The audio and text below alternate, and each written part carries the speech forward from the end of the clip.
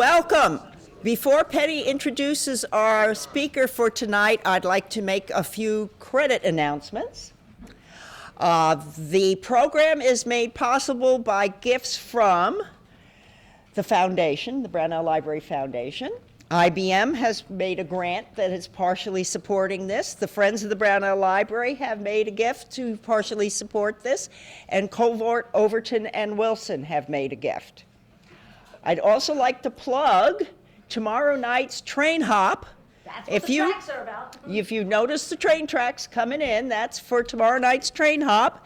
And the foundation has, again, its silent basket auction going. We are announcing the winners at 7:30 tomorrow night, half an hour after the tree gets lit. So on your way out, check to see if there's something you can't live without. And now I will hand this over to Penny. Thank you. Thank you, Dr. So tonight, for our first Wednesday on Tuesday, because of the train hop, we are delighted to have Haviland Smith, who's a retired CIA station chief. He was educated at Dartmouth College in London University, majoring in Russian studies. He served during the Cold War in Prague, Berlin, Beirut, Tehran, Washington, and at Langley, focusing on recruitment and management of the Soviet and Eastern Europe sources of intelligence. He also served as chief of the CIA's counterterrorism staff and as executive assistant at the director's office. Tonight, he's going to talk about what follows after the Arab Spring. So without further ado, put your hands together and welcome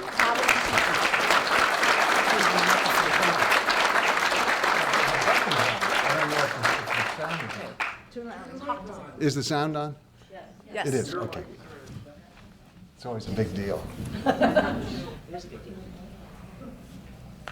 When I signed on to do this last year sometime, I was asked what I wanted to talk about. And when you do this sort of thing, if you're talking about the Middle East, it's very problematical, because you know that whatever topic you choose, it's going to change on the following day. It will be no longer of any interest whatsoever. So what I tried to do with this was keep it as fuzzy as possible, in the hope that it might allow enough flexibility to speak to you about something that may be of interest to you all. This is an exciting time in the Middle East. If you come away from this with nothing else, I hope you understand how incredibly complicated everything is out there, and how those complications confuse and distort our attempts to create any kind of positive policies toward the region. Having said that, I wanted to start with, oh, look at this.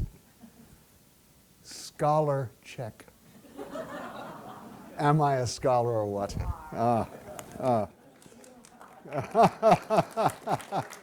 Well, now, what you obviously need to focus on is the fact that all of my academic and professional life was spent on the Soviet Union, and that my preoccupation with the Middle East comes from having spent 5 years there chasing Soviets. So, but I will tell you that once bitten out there, you never recover. It is absolutely the most fascinating and confounding place on the face of the earth. Fascinating, fascinating. Anyway, I wanted to start by telling you that when I arrived at the embassy in Beirut, I was a total anomaly. Here was this guy who had served in Eastern Europe, spoke Russian and Czech and German. What the hell was he doing in the Middle East? And so for my Foreign Service friends who needed to know, it was perfectly okay for me to tell them what it was I was doing. And so after a time, this was in the early, when was it? 1965 I went to Beirut. After a period of time, it became, uh-oh, these things are alive. No. Go ahead. Keep talking. Pay no attention to the great. I love it. I love it. I totally lost my track. 1965, when I went to Beirut, it was about the time that the Soviets were really gearing up, trying to get into some of the governments. They were very active in Egypt. We still see the remnants of that in Egypt today. They were active everywhere they got a handle in, Syria particularly, which was part of Lebanon originally, or vice versa. So that all of a sudden, this weird dude from East Europe sort of became of interest to the Arabists in our embassy. And they used to come and talk to me. And it was clear that they didn't know why they wanted to talk to me, but they thought maybe I could shed some kind of light on what the Soviets were doing. Well, it was all fascinating, and I really loved it. And they took me in. And I remember almost as if it were yesterday that I was invited to a cocktail party which was attended by all of the Arabists in the embassy. My relationship with Arabic is sort of, well, I don't have any. It's the easy way to put it. And everyone had too much to drink. We had military personnel there, Arabists, all of them spoke Arabic. State Department, our guys from the CIA station, the Arabists, all who spoke Arabic. And they're all really intensely involved in what's going on in the Middle East and what the potential problems are. And so they decided on that particular evening that they would address one question, and that was, how can we make the Middle East more amenable, susceptible to the blandishments of the Western world? And there was this long, really heated conversation, and they finally decided that if they could bring democracy to one Arab country, it would change the whole scheme of things. And they all agreed on that. I thought, this is wonderful. I could do that, you know. And the next question was, what's the best place to do that? Now, I want you to think back on what we've done in the Middle East. We have been now involved in 2 experiments in building democracy, one in Iraq and one in Afghanistan, neither one of which has borne much fruit for us. Some bitter fruit, but not much positive. Long conversation. They couldn't decide on which was the best place to start, but they all agreed on which was the worst. Iraq. So I leave you with that as, and now if you have any questions. The area under consideration for me tonight is, it varies, it's around 22 or 23 countries. They spread from the Maghreb, the western end of the Maghreb, across through to the eastern border of Pakistan. That's the part of the world that I'm interested in tonight. It's about 22 countries. What has happened there since the Arab Spring? Well, we have had 4 countries in which the rulers were forced out. We've had 2 countries in which there have been civil uprisings. We've had 6 countries in which there have been major protests, and 5 countries in which there have been minor protests. And where are we today? Well, the genie is out of the bottle. And what I want to do with you is, without standing up here pretending to be a lecturer on Arabic history, I want to leave you with a sense of some of the imperatives, some of the realities that exist that make our tasks so difficult, and that really, in many respects, truncate our reasonable goals for our policies in that world. Most of the countries that exist in the Middle East that I'm talking about, these 22 countries, were created in the 19th and 20th centuries by the West, what are now the West European colonial powers, France, Holland, England, you know who they all are. They were set up for the benefit of those countries and for the convenience of those countries and for the profit of those countries. And when they set up the countries that they were going to govern, they did it without any reference to the realities on the ground. None whatsoever. Take a look at the Durand Line in Pakistan and, well, Pakistan and Afghanistan. It goes right through the middle of the most populous tribe in the whole area. I have this. This was given to me by a cousin who flew in to visit from the state of Washington.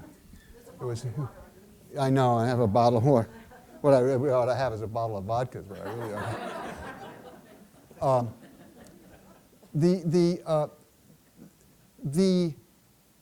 They never really gave any consideration to what they were doing in terms of the local realities, probably because in some respects they weren't aware of them. And they certainly created situations from which we are now still suffering. So we have these national borders, which were big problems because of what I like to refer to as the big three: sectarianism, nationalism, and tribalism. And those three realities of the Middle East recur over and over and over again in the histories and in the current situations that we deal with today. Now, let me drop back here before I get into this and say, in thinking about how I wanted to approach this tonight, I thought I could do it country by country, and then I thought, I really don't want to do that. I'd much rather sort of attack it from a broader regional point of view, and that's what I'm doing. So if you have questions, I'm going to try to get through my formal presentation as rapidly as I can and leave as much time for questions as I can. And if you have questions on individual countries, I'd be happy to do what I can to answer them. So, sectarian issues. Look at, simple example, look at the Brits in India and Pakistan. We ended up with India, Pakistan, and what started out as East Pakistan turned into Bangladesh. British didn't give a damn what they were doing. Didn't care. They did what they did for their own reasons. And we end up with the most intractable problems that we have in the Middle East today. And if you think that Pakistan is not the biggest problem there, you're wrong. They're the only ones who have the atomic weapon. And they're sworn enemies of the Indians, and this is a continuing problem, and it will continue to be a problem, probably for as long as any of us in this room live. Probably longer than that. Tribal issues. Well, God, I don't even know where to start. Look at Afghanistan. In Afghanistan, if you live in a given valley, that valley has limitations. I mean, it has a geographic basis. And it's the crest all the way around the valley, going all the way up into the headwaters of whatever stream created that valley. And if you are a typical Afghan citizen, that's your world. You live in that valley with your tribe. You don't go over the hill down into the next valley because that's another tribe. And the history that you have with that tribe is bloody, nasty, and ugly. And it can be even made worse if you're up in the north or down in the south, where not only do you have a tribal issue, but you're going to have an ethnic issue as well. These are going to turn out to be non-Afghans. Well, how do I say it? They're going to be Central Asians rather than something else. So that this issue of tribalism exists everywhere. In Libya, there are 140 tribes and tribal configurations. Now, you look at that and you say, well, what the hell? Libya did perfectly okay. And they did, as long as they had someone keeping them in line. And now all the gloves are off, and everyone is getting a shot at doing whatever they would like to do. In Lebanon, I was raised on the Hancock branch of the White River, with a fishing rod in my hand. And I have a horrible weakness for trout. And I made a rule for myself when I first started working for the agency, and that was I told them I'd go anywhere as long as there were trout and mountains. I want to ski and I want to fish. And so when I got to Lebanon, I found out before I went, but I started cultivating, trying to find out where the trout were. And I got to know some people, mostly Christians, because the Christians would talk to me. And I spoke French, so that was a big help. And so I did, and I was invited to come up to a Christian village way up in the Shuf, way up high in the mountains, to go trout fishing with one of the village elders. And I did. And on my way up the road, it was really a steep road, straight up the side of this mountain, to this little town sitting on top of the mountain with a giant big stone wall all the way around it. And as I drove up to the gate, I noticed that by the side of the road were, I don't know, maybe 8 or 10 55-gallon drums. And I thought, that's curious, I wonder what that is. So when I got in and started talking to my fishing friend, I asked him, I said, wait, what are those drums? He said, oh, got to have the drums. Well, what do you do with the drums? Well, you know who lives in the valley. No, I don't know who. Well, they live in the valley. Well, who are they? They are the Muslims. Oh, okay. And do you have problems with them? Do we have problems with them? Now, you know, this guy is giving me 3,000 years of history, okay? So I said, well, so what's in the barrels? And he said, well, when the troubles come, they get in their cars and they drive up the road. And we rush out, we open up the barrels, and they're full of crude oil. We pour it on the road, and their cars can't get up the road. And that's how we defend ourselves. And I thought to myself, that was right on the heels of the concierge in the apartment building that we were living in, taking a screwdriver out of my toolkit and trying to put the wrong end of the screwdriver into a light socket. And I thought, oh, this is going to take some adjustment. I had never been through culture shock before in my life, and boy, did I go through it there. It was so alien to anything I understood that it was very hard for me to make peace with it. And I'm not, my wife would tell you I'm not a patient person. I would argue that, of course. However, that was the first time I really ever had to be patient. And the only way you survive in a culture that's as different as that culture is by study and patience. And that's basically what that was all about. So, in addition to the tribes, we have the national issues. We have, what do you do with Kurds? There are 35 million Kurds in the Middle East. And they live in 5 different countries. And they're the largest ethnic grouping in the world that doesn't have a country of its own. Well, what the hell do you do with them? Well, you know what they're doing. I mean, they have now, in effect, made a minor mockery of our attempts to have our way in Iraq. They are, to all intents and purposes, totally separate and totally self-reliant.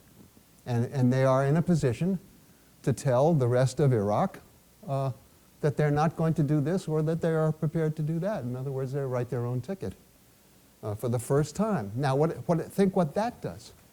Does that enable the Kurds in Turkey? I made a mistake once of saying to a Turkish diplomat in Beirut that I had met a Turkish Kurd. And he looked at me and he said, "Oh, what?" And I said, "A Turkish Kurd." He said, "We have no Turk."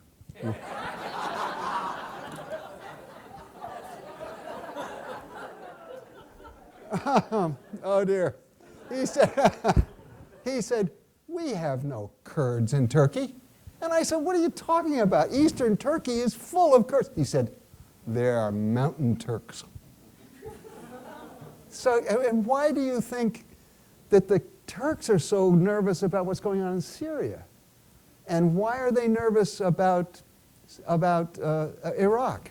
Well, it's because those are their folks over there, and they are motivated primarily by those relationships, which they view as rightly as family relationships. And these are issues that people who are trying to form governments, working governments, have to face. And issues that are, I'm not going to say they're intractable, but they're incredibly difficult. Now, U.S. policy. In the post-colonial, I characterize U.S. policy in the post-colonial issue as arrogant and ignorant. I could be a lot tougher than that, but that's as far as I'm prepared to go. We have in this respect, we have a warped sense of our own importance, and we have an extraordinary lack of understanding of the way the world really is. We tend, I think because of our American exceptionalism, I think we tend to think of the world in terms of the United States. We're very ethnocentric in that respect, and that doesn't work very well. Our policies in the Middle East during the Cold War were dictated by the Cold War and by oil. They were dictated by our desire to prevent the Soviets from gaining footholds in the Middle East against us, and from ensuring the supply of oil from the Middle East to the West. In that respect, we supported anybody who would keep the peace. We supported kings, we supported dictators, we supported despots of the worst conceivable kind. People who beat up their own people, just awful folks, because they maintained stability, and our entire policy in the post-war period was built on a desire to maintain stability in that part of the world. And we were prepared to keep anyone in power or to remove anyone from power. Think of Mossadegh in Iran in 1952. We were prepared to remove anyone from power if we didn't like the way they looked, the cut of their jib. And so I ask you, if you think about that, not talking about today at all. Today is a different issue. Today became a more complicated issue as a result of the UN vote yesterday. But think how you would feel if you were an Arab who had just gone through the process of getting rid of a dictator that was kept there in power by the United States. How would you feel about us? It's not a question. I hope you understand. I want to give you this in as pure and unemotional a fashion as I can. We just don't have much credibility out there, and it's largely the result of our policies and the things we've done over the years that have created that situation. Now, see if I can find. I have this cheat sheet that I have to have because my mind is so feeble. What do we want for the Middle East? Do we want democracy? Do we want military rule, monarchy, dictatorships, self-determination? In my world, what I would like would be self-determination. I would like to think that those people have the opportunity to decide the kind of government under which they want to live. I would like to think that that would be possible. I'm not entirely sure that it is. In fact, I think that if you view the situation in purely practical terms, there are probably only three alternatives available for the future of the Muslim countries in the Middle East. And they are secular nationalism, pan-Arab nationalism, and Islamism. You will note that I have left out democracy.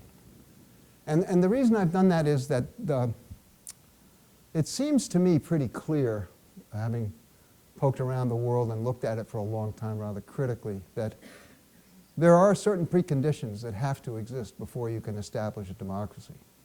And I've made a list of them, and I will get to those in just a minute, but they don't exist in any place in their total number.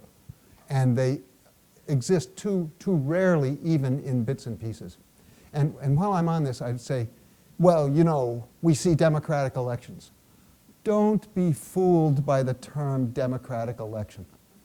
A democratic election will get you Stalin or Hitler or you name it. So democratic election is not a fair basis for considering whether or not a country is ready to move toward democracy. The fact of the matter is that there are only limited organizations, groupings in the Middle East that have any history whatsoever of governance. You have the military in Egypt, in Jordan, in Iraq. You have any place where the military governed, you have a history of governance. And you have a body of people who have governed and probably could govern again. So you have the military, probably the most obvious of all of them. The second one that you have, which, and this is unique to, well, it's not unique to Egypt, it's in other places as well. You have the Muslim Brotherhood, which is, as you know it, an Islamist organization that is now, for the moment, in power in Egypt. They have a history of involvement in public affairs. They have the experience in governance that puts them as a contender, as they obviously are, since they are now in power, in Egypt. They are also playing a role in some of the Maghreb states in North Africa, because they existed there as an offshoot from their Egyptian roots. And then finally, of course, you have Islam. You have the Islamic parties. They have no history of governance. Well, that's not even fair to say. They're very heavily involved in governance in Saudi Arabia today, for example. But they do represent a political entity that can step up and take the reins of government in a purely practical sense. So essentially, those are the three entities that exist in the Middle East that are capable of stepping into governing roles. Now, let me go through my democracy requirements quickly here.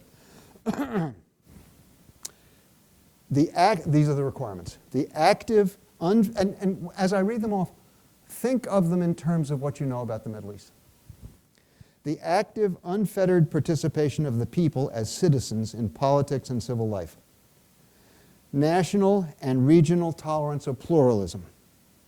Free and fair elections. They count, but they're not the whole story. General and equal right to vote. One person, one vote.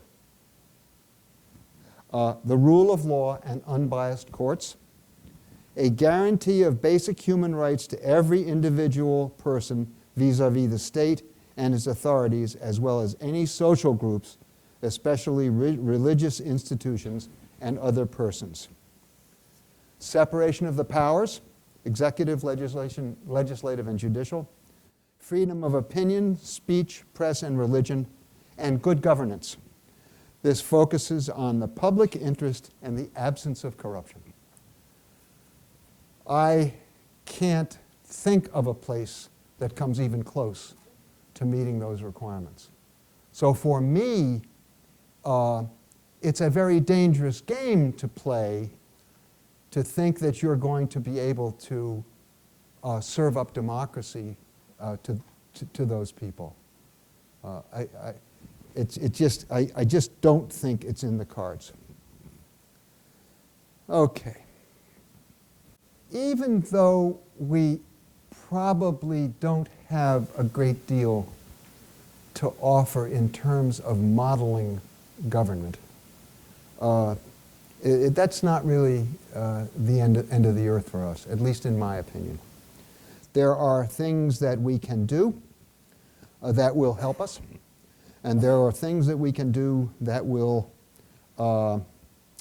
forward our goals for the region.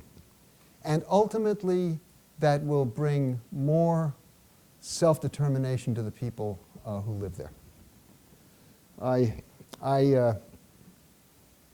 The biggest problem that we have really is what we have become in the last dozen years.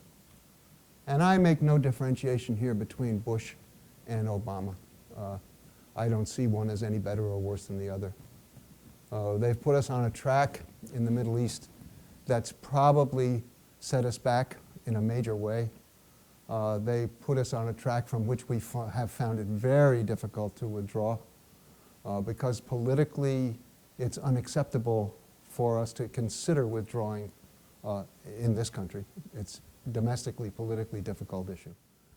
So I think that the point we have reached now is difficult but not impossible, and let me tell you what I think about that. First of all, any change in the region, any change in government has to come from within. You're not going to be able to impose government on them. They will ultimately get the governance that they, I shouldn't say it, but they'll get the governments that is most able to take power. That can be good, and it probably isn't going to be good. The alternatives for them are not great. The best hope, I think, for the future moderation of strict Islamic view of the world and a concomitant movement toward individual freedoms for the people involved lies in our ability to present to them a model that they find attractive. Now, I will tell you that when I was in the Middle East, which is a very long time ago, I left there, just so you know, I left there finally in the early 1970s. There was nobody who didn't think that America was wonderful. At least I couldn't find anybody. They loved our freedoms. They loved McDonald's. They loved our coffee shops. They loved the way things worked here. They thought that our system of free enterprise was absolutely the best in the world, and they are totally suited to free enterprise. All you have to do is go into any of the major markets, the souks in the Arab world, and walk around, and you'll see what I mean. I mean, it's capitalism at its shining best. They liked us personally. They liked our openness. They liked our candor. There were some things they didn't like. They did not like the extent to which we were prepared to support what they believed, that what they thought were unjustifiable acts by Israel against the Palestinians. That was a problem. But basically, they thought we were pretty nifty guys. They didn't like a lot of what we did, but they liked us. Now, in my view, over the last 12 years, that's changed 180 degrees. I don't frankly think they even much like us. They view us as arrogant, self-centered. I mean, look at the Bush administration hectored the Palestinian Authority for 5 years to have free elections in the Gaza. Okay? Hectored them, on them all the time. And the Palestinian Authority kept saying, you know, this is not a good time for that. Look, if you don't do it, we're going to make life very difficult for you. So they did it. And guess who they elected? Hamas. And what did we say? It's not a valid election. Now, you don't make a lot of points that way. You don't establish yourself as a viable alternative for much of anything. Oh, God. Yesterday, the United States was one of 9 countries that voted against the acceptance of Palestine as a, well, I don't know, you know the terminology, non-voting observer of the United Nations General Assembly. We fought that tooth and nail. I'm not going to say whether that was the right thing or the wrong thing to do. But what I am going to say to you is we made absolutely no friends in the Middle East that way. Now, if that matters, which it may not matter, but if it matters, it was an easy thing to avoid, and we haven't avoided it. Now, I want to sort of close up here by saying that the one thing I think that is going to cause Americans to want to become more informed, better informed, and more active in this arena is the issue of Israel. Israel is not the Israel of my forefathers. My family was actively involved in the support of Zionism. They were a Christian family, but Zionism never would have existed without Christian support. My mother rode the sound trucks in New York City for United Jewish Appeal back in the 40s and 50s. And I grew up believing in the advisability of establishing a Zionist, that is, a democratic Jewish state in Palestine. I believe that is rapidly becoming a fanciful dream, and I believe that the inability of Israel and Palestine to reach an agreement on the existence of 2 states, or something that recognizes both of those nationalities with statehood, will ultimately end in the destruction of Israel.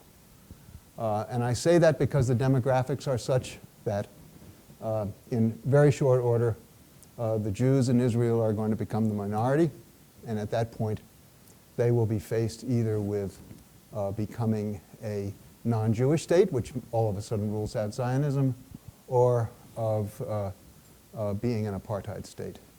So for me, I see the way Israel is moving today as threatening primarily to Israel.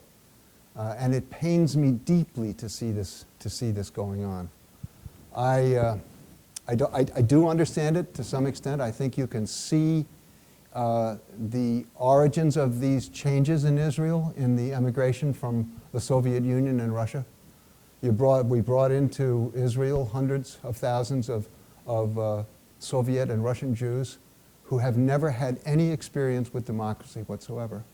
And if you look at Mr. Lieberman and his party and the way they view the world, you'll see what I'm talking about. I read in Haaretz, which is one of the English language papers in Israel, about a month ago, the results of a really interesting poll, which really was very painful for me. It said that 60% of the population of Israel, this is a month ago, now didn't care whether or not they turned out to be apartheid. They were against treating Arabs the same way they treat their own people, the Jews. They were against having their children go to school with Arabs. They were against having any kind of intercourse with the Arab populations of Israel. That to me is a terrible direction for them to be going in. So I see our current policies as not helping Israel and certainly not helping the Middle East. If we are going to see, Rain? If we are going to see positive movement in the Middle East, it's going to be because there is a reason for the Arabs to want to go in those directions. You know, Islam is a powerful religion. The Quran tells the believer everything he or she needs to know about life. Tells them how to do everything, how to boil water, how to have babies, everything. And it is accepted by the devout as a reasonable model for life. That's a tough one to get past. How do you get past that? How do you tell them that there's another way of looking at women and at looking at the education of girls? I mean, how do you explain these things? Well, for me, you don't tell them. What you do is you let them see what the world can be like. And that's what I think we're not doing now. We need to stay engaged in the Middle East politically, diplomatically, economically, and we desperately need to get disengaged militarily. Much of the pain that we're having in the Middle East today comes from the fact that we have committed troops on the ground to the Middle East. We've turned what had been a so-called war on terror into an insurgency, which is a very different kettle of fish, in which the people on the ground in the countries concerned have a tremendous advantage over foreign troops. So those are my goals. I'd like to see us become the shining city on the hill. I think most of Western Europe could be the same thing. I don't see any other way to go about getting the kind of changes that we would view as important philosophically in the Middle East without being able to do it that way. So having said that, let's get to questions. And there are no questions. Yes, please. Well, you've talked about the U.S. and suggesting that we become unengaged militarily. Yes. Would that be your same feeling for NATO? Absolutely. Absolutely. We are called the New Crusaders. That's what we're called. That's what NATO is called. That's what all these foreign troops on the ground are called, the New Crusaders. In the back. What do we feel in terms of human rights issues? For instance, with a lot of these countries with minority populations, and how should Western world react if they want to get genocide against, if they have no terrorism now? Well, look. God. We go back to nation building, right? And we go back to the issue of what is in the best interest of the people involved. Isn't that what we're really talking about? And if I'm right, and I have no reason to think I'm not right, if I'm right that you can't impose on these people, then that's going to have to come from within, isn't it? So we're going to have to find some way other than telling them what to do and then forcing it on them to get them to look at their world and see that it might be a little bit different. And the way you do that is by maintaining all of your relationships with them, cultural, diplomatic, commercial, all of that with them. Believe me, I am so sympathetic to your question. And there isn't a real answer that's going to happen in your lifetime or mine. It's not going to happen. They will deeply resent, as they do now, any attempts by foreigners to change their way of life. Yes, behind. Yes, your list of standards for democracy. Did the United States meet those criteria? No. So we may have to give them a couple of hundred years. Well, I think I said here a couple of times, I was trying to sneak it in, that I thought maybe we ought to be looking at our own shining city a little bit more carefully. Yes. When did you get it? When did I get what? When did you get the way we operate doesn't work? When did I get it? Did you go into the agency with that feeling that you were going to change things in the agency? Did you get it in 1968, a couple of years before you left? Because your vision or your perspective sounds like it was much different than what it was when you went in. My entire attitude changed as a result of my 5 years of residence in the Middle East. That was when it happened. It happened as a result of having been there and dealt on a daily basis with Arabs, Persians, whatever. So you went in with one perspective and came out with I another. absolutely did. Well, if I had a perspective at all. You know, I wondered what I'd done wrong to be sent to Lebanon. And so for me, it was, So did I. yeah, yeah. Okay? Okay. Yes, sir. Now that the election is over and Obama is re-elected, it's probably less dangerous for him to take an even hand in the Palestinian-Israeli issue. Do you think he will? I haven't have any idea whatsoever. You know, I suppose there was an opportunity to be different in the UN vote. I mean, different from what we have been in the past, without causing any real damage. I don't know the answer to that. I will tell you this. I participate in a number of large information sharing groups. I run one myself for former colleagues and Foreign Service officers and military officers that I deal with, and I'm on a list for a number of groups of the same kind. These groups send press from all over the world to its membership. And it is not the purpose of any of these groups to be partisan, quite the opposite. The purpose is to inform and to be informed. I see real changes in attitudes around the world during the tenure of Bibi Netanyahu. I have seen, I believe, real changes taking place. Not to the point where they can be measured in changes in national policy, but changes in the press, what people are writing and saying. Now, whether that's going to be enough here, I don't know. It certainly wasn't enough to change anything. I mean, I've even seen the New York Times writing some nasty stuff about some of the things that the Israelis are doing.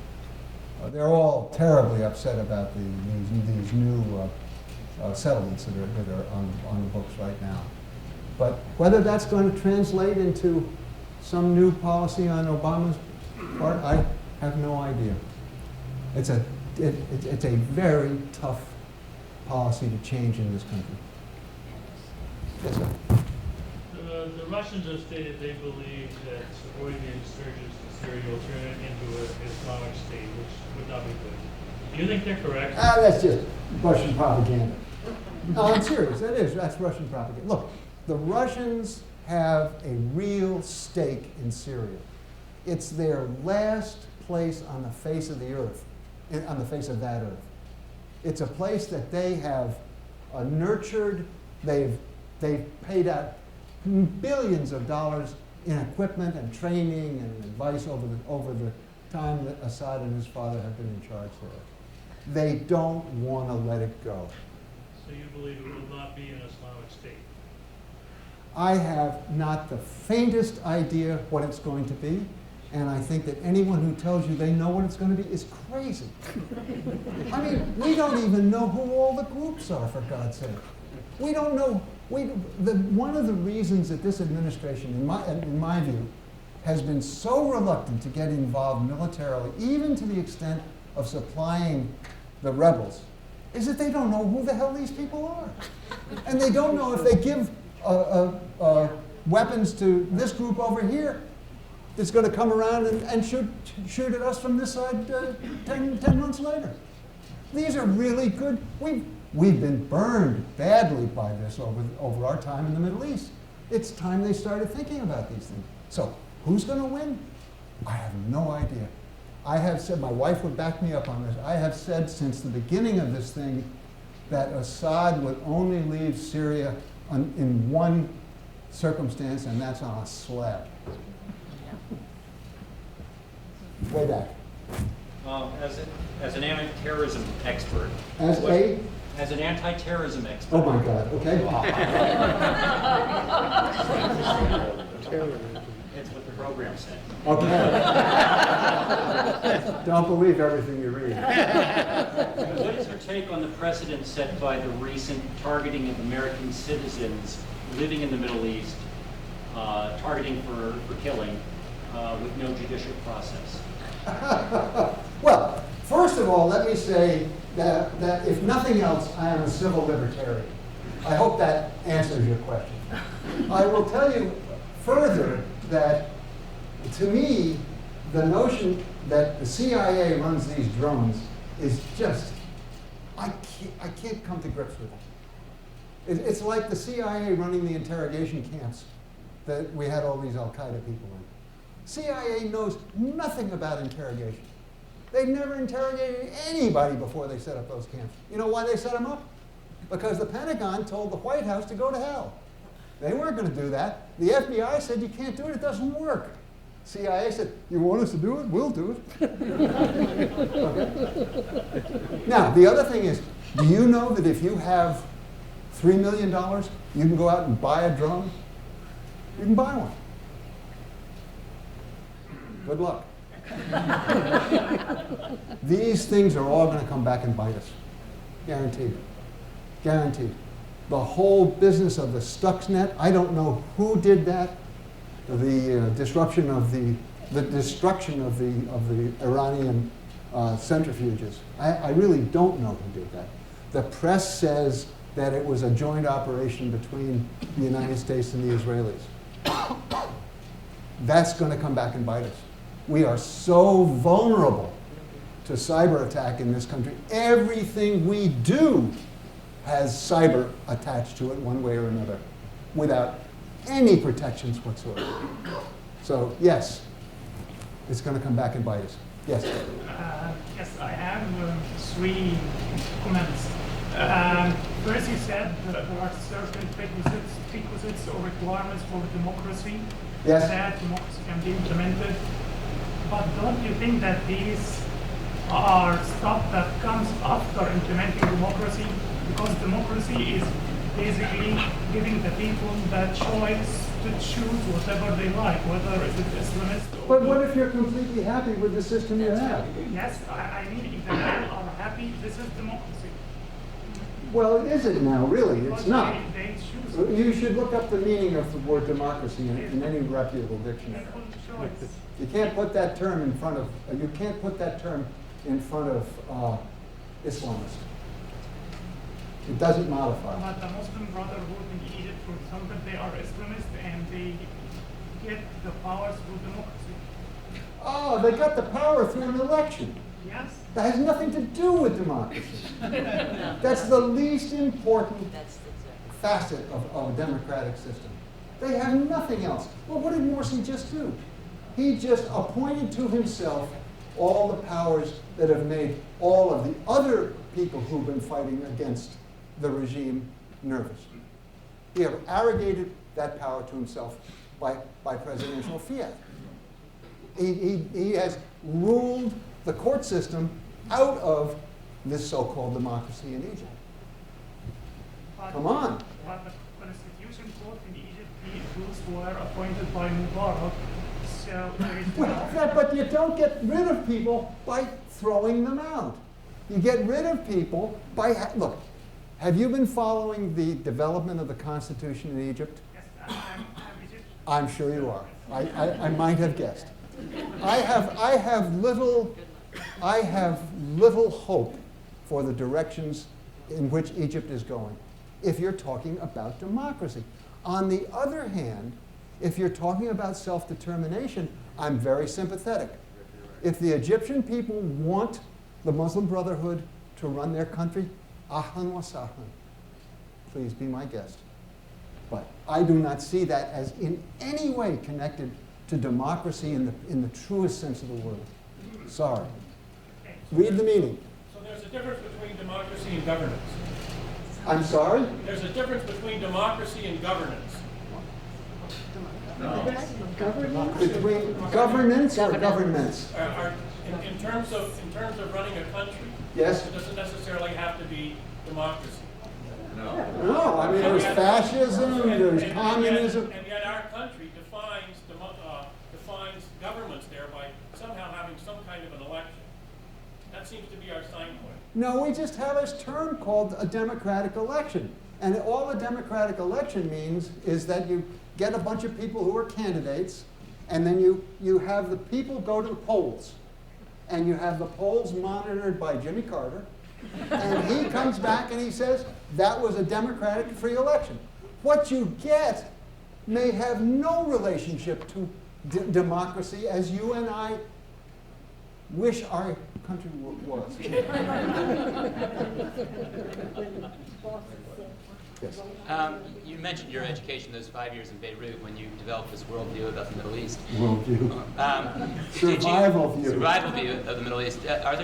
Is there anybody in power in the United States right now making policy who has that same experience, who comes from the same viewpoint, who has that same... Maybe we should go here very quickly, foreign policy.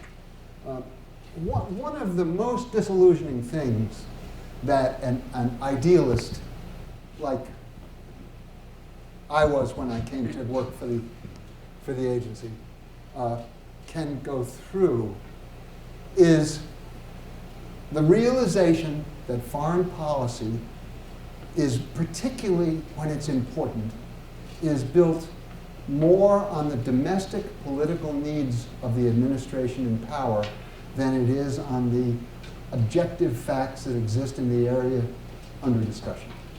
Now, the minute you understand that, you'll understand a lot of why we do what we do.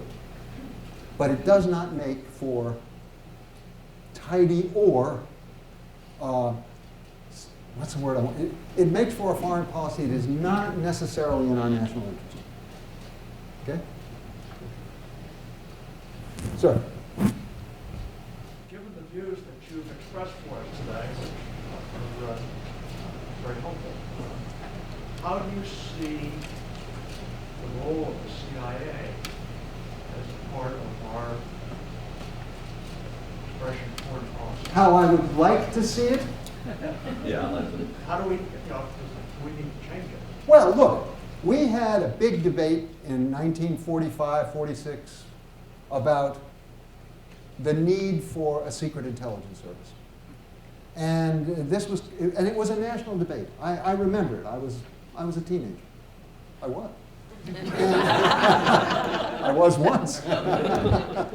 And the upshot of that debate was that this nation decided that it wanted to have a secret intelligence service, and it created the CIA through the National Security Acts of 1947 and 49.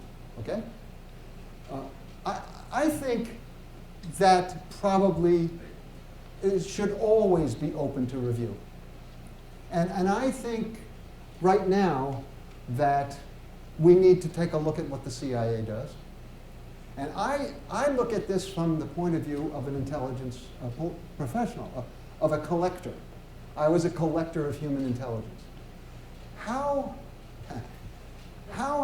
need to know what's going on in the minds of the Pakistanis who make policy.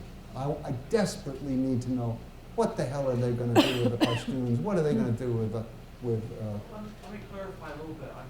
In my own mind, I'm troubled sometimes by the distinction between the gathering of information and what are described as operational. Let me finish. Okay. So, I need to be able to talk to a Pakistani who can tell me what I need to know. I'm the guy who my organization is the organization that just flew a drone and blew up his village and killed X number of his relatives. How can I talk to him? As long as I'm involved in paramilitary operations and some political action operations, how can I have any hope of reasonable denial? I can't. So what I would like to see is an intelligence organization that collects intelligence. We had this discussion in the early 1950s at the agency in Washington. And the agency had both of these responsibilities laid on it by Congress, but they had not implemented it at the field level, and you had 2 stations in every country all over the world doing things that were counterproductive. Well, they finally rationalized all that and put it all in one, and that's how we got that's how we got to run drones. I think it's a terrible thing for us to be doing if we are really still expected to be a collector of intelligence. And in a perfect world, that's what I would like the CIA to be. If you have to run drone operations, go somewhere, set it up somewhere else. Get the hell away from your intelligence operations. Sort of implied during the talk that Israel might not exist at some point. I'm sort of wondering. I didn't say that. I said that Zionist Israel is in jeopardy right You now. think Israel would exist without Zionism? Oh, absolutely. Sure. Man, they are the toughest bunch of guys you ever saw in your life. You're not going to let a bunch of Arabs fool. Yes? In the ongoing struggle for influence in foreign policy, or over foreign policy, between the CIA and the State Department and the Defense Department, right now, who's winning? Well, I would open up by disputing your premise.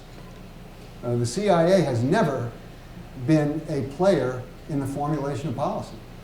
The CIA has always been a provider of intelligence on which policy was based.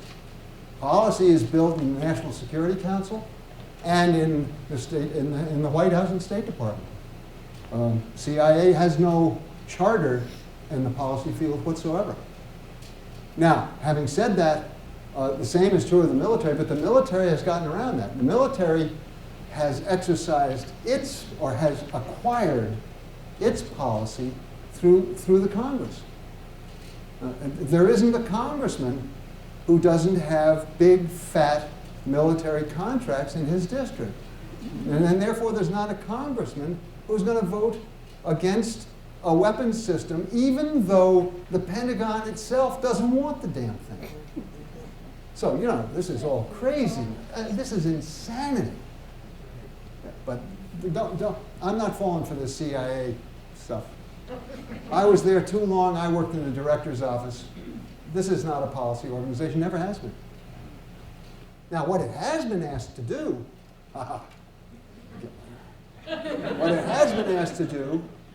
was to get involved and provide intelligence that supported policies that had already been determined. Right. Yeah, There's where, and you may remember a fellow who was not very good with a shotgun,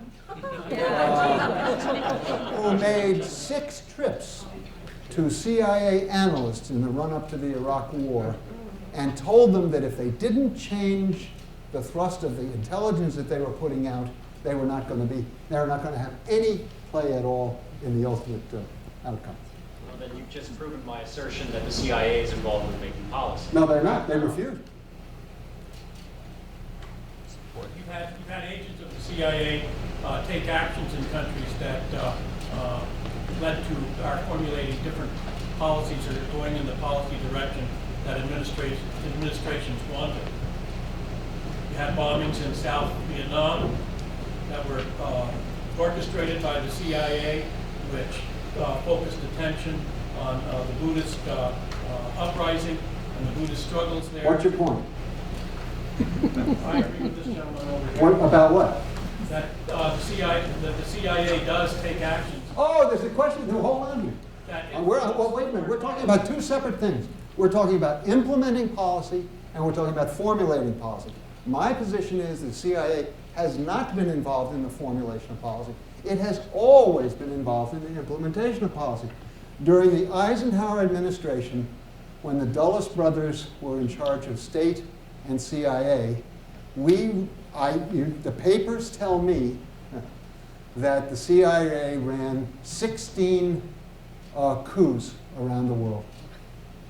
There you are. That's foreign policy. When we got rid of Mossadegh, that's an act in the foreign policy implementation field. Every single one of those things was dictated by the White House. Every single one. The CIA is a creature of the White House. For some of us, that's semantics, Why? No, it's not. Why?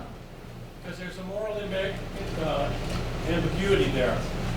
I'm saying that we shouldn't be involved in any of those operations. I understand that. So what's your point?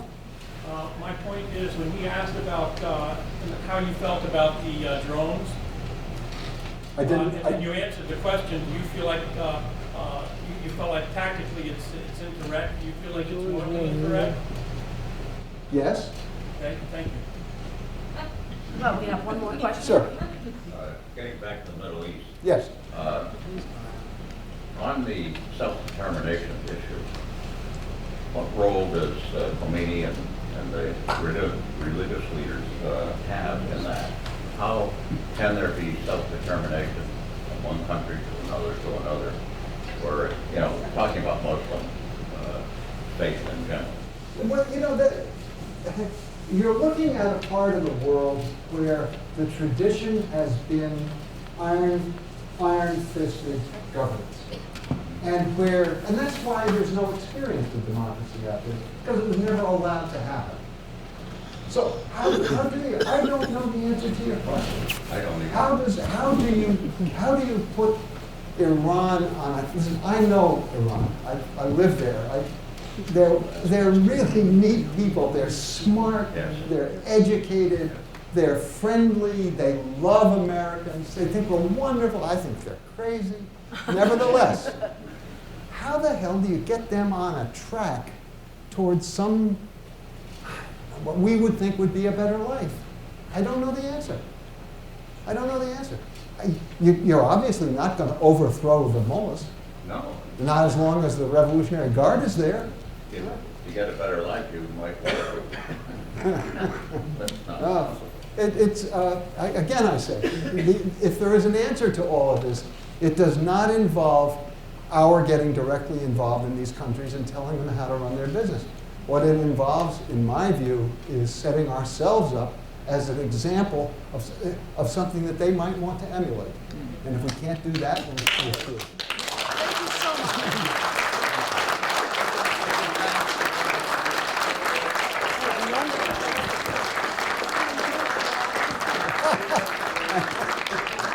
If you'd like to give a reaction to today's program or talk about things you'd like to see in the future, the Vermont Humanities Council really wants some information from you. So thanks again. That was awesome. Awesome.